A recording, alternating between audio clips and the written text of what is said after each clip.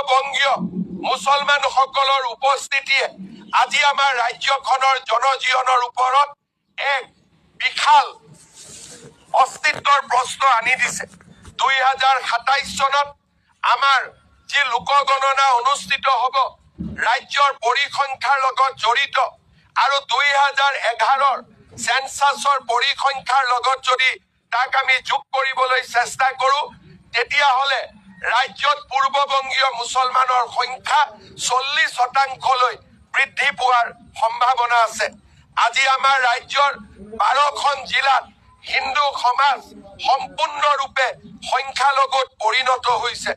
আপোনালোকে জানি আচৰিত হ'ব যে এই অচিনাকি লোকসকলৰ হাতত আজিৰ দিনত অসমত 63.58 লাখ বিঘা মাটি তেওঁলোকৰ অবৈধ দখলত আজি আমাৰ হাতৰ পৰা আঁতৰি তেওঁলোকৰ হাতলৈ হস্তান্তৰিত হৈছে। আজি যদি কোনোবাই মোক প্ৰশ্ন কৰে যে অসমৰ কিমান মাটি পূৰ্ববংগীয় মুছলমান লোকসকলৰ বেদখলত আছে, তাৰ উত্তৰ হৈছে 63,58,000 বিঘা। আমাৰ চৰকাৰ প্ৰতিষ্ঠা হোৱাৰ আগতে কোনেও অসমৰ এই ভূমি সম্পদক উদ্ধাৰ কৰিবলৈ প্ৰচেষ্টা চলোৱা নাছিল। তাৰ ফলত এদিন ধুবুৰী আৰু গোৱালপাৰাত ভূমি দখল কৰা এই অচিনাকি লোকসকল আহি কাজিৰঙা গোলাঘাটলৈকে তেওঁলোক আহি উপস্থিত হৈছিল। 2021 চনত আমি সিদ্ধান্ত লৈছিলো যে অসমৰ ভূমি আমি বেদখল হ'বলৈ নিদিওঁ। আমি সিদ্ধান্ত লৈছিলো যে আমি মৰণপণ যুঁজ দিম আৰু আমি অসমৰ ভূমিক এই বেদখলকাৰীসকলৰ পৰা ৰক্ষা কৰিম।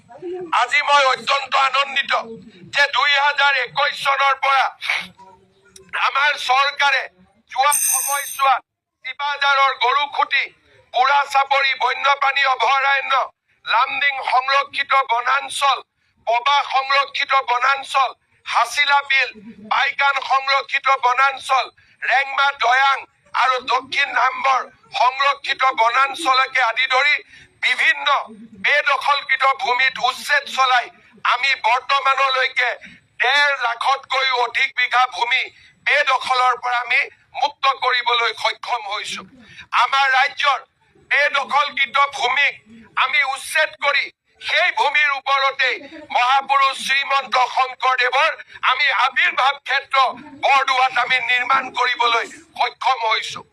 আমাৰ ৰাজ্যত এসময়ত বিদেশী লোকক আমি বহিষ্কাৰ কৰিব নোৱাৰো বুলি আমি নিজকে আত্মসমৰ্পণ কৰিছিলো। কিন্তু বৰ্তমান ভাৰতৰ উচ্চতম ন্যায়ালয়ে 1950 চনৰ বিদেশী বহিষ্কৰণ আইনক ন্যায্যতা প্ৰদান কৰাৰ লগে লগে আমি ৰাজ্যৰ পৰা বিদেশী লোকক বহিষ্কাৰ কৰাৰ দীৰ্ঘদিনীয়া আমাৰ যি আকাংক্ষা আছিলে সেই আকাংক্ষাকো আমি এতিয়া বাস্তৱত ৰূপায়ণ কৰিবলৈ আগবাঢ়িছো।